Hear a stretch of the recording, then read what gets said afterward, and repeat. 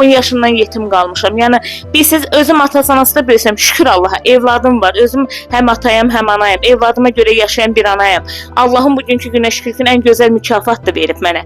Həm də olsun Allah bütün balaları qorusun. Allah sizləri də qorusun. Çox sağ olun. Yenə əziyyət çəkdiniz, gəldiniz. Haqqınızı halal eləyin. Allah başınızdan töysün.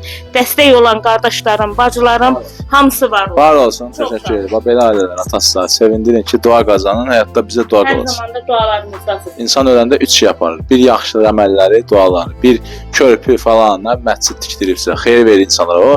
Üçüncüdə apardığı şey bir gözəl övladdır ki, ona yaxşılıq eləyir, savab göndərir. Ona görə də bizə bu gün əməllərimiz qalır. Bir də gözəl əxlaqlı, imanlı övladlarımız.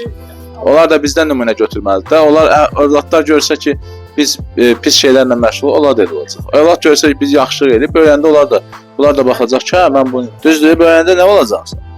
Kömək edəcəm. Görək də.